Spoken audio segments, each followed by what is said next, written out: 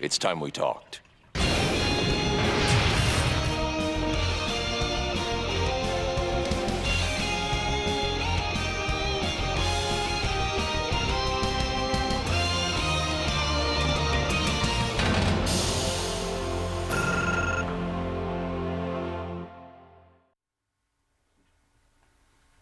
Hi, I'm Mark Hamill, and for a comic book fan like me, it's a real treat to be able to talk with three of the most important people behind Justice League Unlimited. Why don't you introduce yourself, guys, and tell us what you do? I'm Dwayne McDuffie, producer. I'm Bruce Timm, producer. James Tucker, producer. Okay, now we're talking about an 8-episode arc in a 13-episode season, basically. Basically, yeah. And what are the problems of writing an arc that's that inclusive? I mean, do you also want it to stand alone in a way, or make it an out-and-out cliffhanger? Ideally, you want to have the episodes be both. That you could just turn the show on any day and go, be able to watch that episode and be, satisfied and not feel that it was confusing because you didn't know what came before and what came after.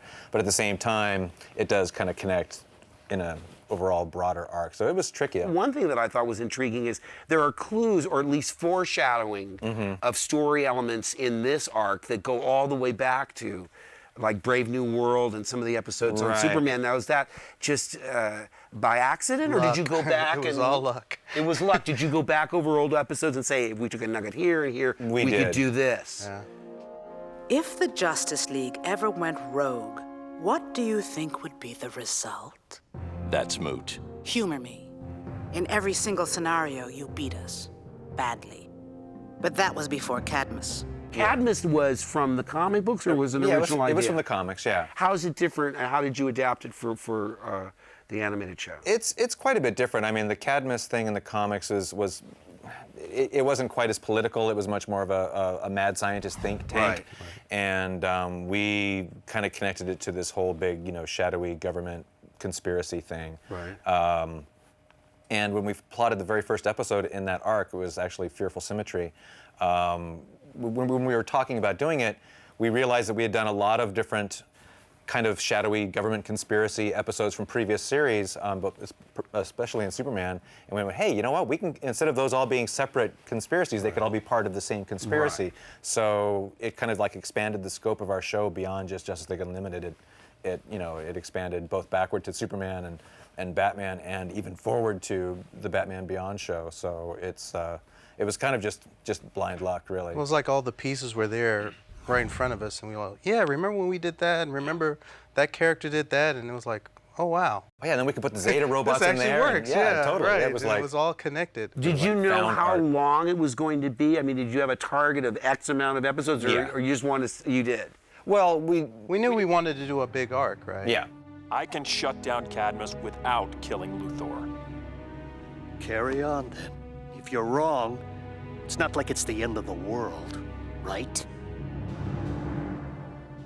It's much deeper than a child's cartoon should be, because you're asking, what is the nature of a superhero? Right. Do we need superheroes? Why are there superheroes? And one thing that's interesting is you have Cadmus. I mean, the way I played the Joker, too, I didn't play him as a villain. He was just an unappreciated genius. Right. It's your problem if you don't get me. And Cadmus, I love the fact that Cadmus, they're not twirling their mustaches. Right. They really think what they're doing is good. Yeah, Well, and that was a conscious choice. Well, I was going to say, they started out pretty much evil. In the first couple episodes, they're definitely, not on the up and up. But then in the Doomsday Sanction episode, when Batman accosts Amanda Waller in her bathroom, which I think is a neat touch, and he just starts going at her and saying, I don't know what you guys are up to, and it's like, if you harm the American people, we're going to come down on you. And she says, if we're a threat to the American people, and she lays out, boom, boom, boom. Right. This is what we're doing. This is what you guys are capable of. This is what you did in another dimension. And Batman's kind of like, darn, she's kind of got me. She is kinda and it's right. like, she's making these really valid points. So it's like from that point on, it's like it's not just all black and white anymore. There's a big, gray area. And that whole episode, it's all kind of set up that way to show that the Justice League and the whole Cadmus group are kind of two sides of the same coin. You're making a statement that they're pretty much the same kind of entities. What were you thinking? You're gonna kill Superman and everyone else on the island. We have to sanction Doomsday. We were going to get to Superman somewhere down the line, and we've been trying to stop drug traffic from San Baquero for years. The way I see it, 3 birds, 1 stone. Call it off. The actors that you're able Oh, to yeah. attract. Carl Lumley and CCH Pounder. and CCH Pounder, J.K. Robert Simmons. Foxworth. I Yeah. mean, these are actors that you'd kill to work with in any medium, and it's fun to see these dignified, really gifted actors Playing comic book characters, yeah. comic I book know, it's characters. cool. I know I get a real delight out of that. Yeah, yeah. Because it doesn't matter. I mean, a lot of these guys are so good. They have no clue. They don't have the background we have in the comic Right. books, but they have what's on the printed page, and they're good actors. I was going to say the best example of that is CCH Pounder. She'd come in, and we had sent her the script beforehand, and clearly hasn't read it. And she'll come in. She'd already played Amanda Waller like in like maybe 5 or 6 episodes. She'd come in and she'd go, "Okay, so who am I playing again?" We'd say, "You're playing Amanda Waller." "Okay, I vaguely remember that character." It's like, okay. Who is she again? Yeah, and then we would just just roughly tell her what the scene was about. She'd go, "Okay, I think I got it." And she'd just give us basically a cold reading right off the page without any preparation whatsoever, and it would just be amazing. And it's like, wow, she's not even trying hard, and she's giving us this great stuff. So it was like, yeah, she was. And it's a awesome. multifaceted character because you, at Oh, various yeah. times, hate this woman. Absolutely. Then you really admire her, and then especially it's poignant at the end to see her in epilogue. And Yeah. she's really, like you say, I mean, it's a really awesome and multi-layered performance. No Yeah. question about and that. she got there without half trying. It was just like, wow. So I don't know, any other actor anecdotes come to mind? Who did you meet that you never thought you'd meet doing this series? On this series? I was pretty stoked when we got J.K. in for the first time because I've been Oh, such a fan yeah. of him for It was the right for after the long Spider-Man, time. too. Yeah, it was. Yeah. Oh, please, J.K. Simmons. Yeah. Jameson, and who did he play in this? He played General Eiling. And again, it wasn't like a real super meaty part or anything. It just, his name came up while we were brainstorming ideas for casting. I said, "Oh yeah, he'd be great." And we didn't think he'd ever do it, but he's like, "Oh, sure, I'm not doing anything that day. I'll come in and do Sure. it." And he's just, again, just a total pro and totally got it. It's a blooming fortress crawling with superheroes. Even if we do get in, what chance do we have? We may as well be storming Heaven's Gate itself. Let's talk about Task Force X. One of my favorite episodes. Certainly one of the hardest to pronounce. Yeah, definitely. How does that come about? Do you say, I want to do a caper movie kind of feel? It started off literally mechanically. We realized that at that point in the arc, that every time Cadmus had gone up against the Justice League had cleaned their clock. We said, you know what? If Cadmus is going to be a credible threat, they're going to need to win one. Right. And so then we started just roughly throwing some ideas around, and we realized, hey, this would be a really good way to show the Cadmus point of view of the heroes. And then we started realizing, hey, wait a minute, this is kind of like an old caper movie. It's that whole genre where, you have a group of misfits. They have a job to do, Specialties, each one. and the first half of the movie is the plotting of it, the planning, and that can be interesting. And then the second half is, them executing the plot, and then it goes wrong. And we realized as we were plotting it, you know what? We really need to show this episode completely from the point of view of the bad guys. So they have to be, oh my God, we're up here in the watchtower. That was the best first to second draft improvement, I think, in my entire time on the show. How so? First draft was sort of third person, normal, omniscient. You're following everything around. When we switched to the point of view of the villains, it not only worked really well for the show, but it worked really well for the arc. It was a sort of a situation where we're in these characters' heads. They're going to space, to the scariest place in the world, and gods walk around in there, and they just have to go in there and steal their stuff and get out. And anybody in there is so powerful that they could kill all of them. Yeah. The Task Force X is a good example of something that I think stands alone, but then it's an important component to the overall. Well, if you look at it, it worked really well at first. We had standalone episodes that had themes that ran through the whole season. Right.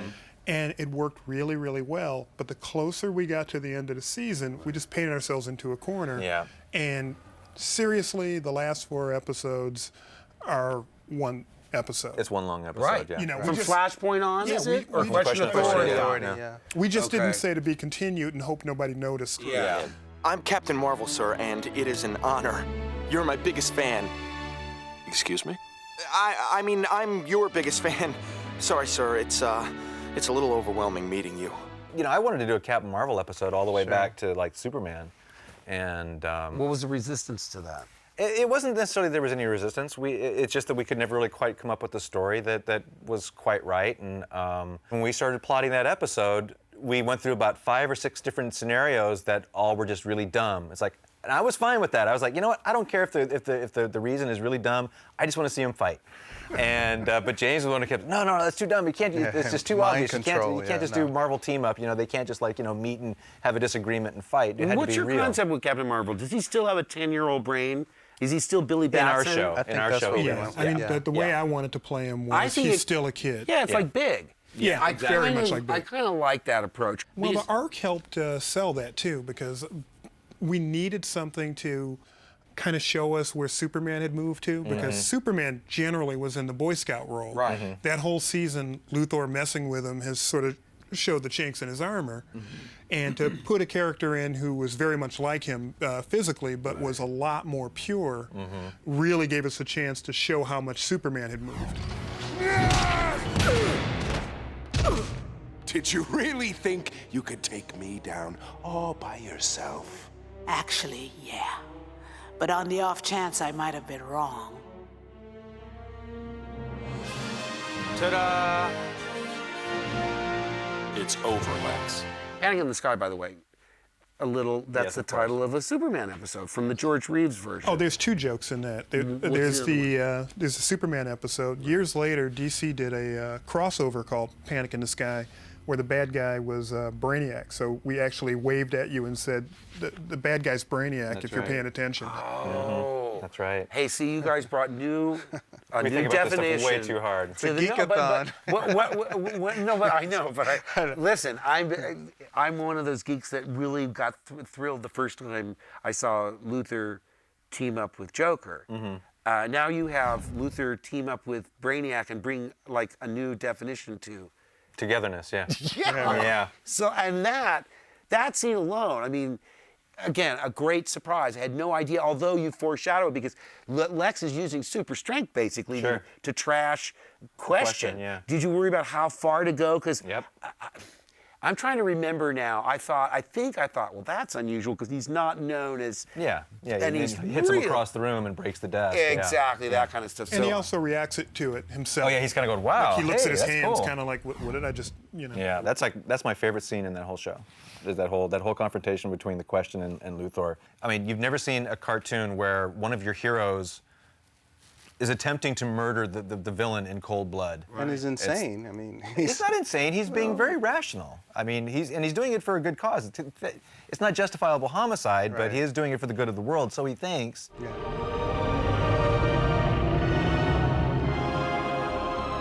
Welcome, Justice League. You're just in time for the end of the world.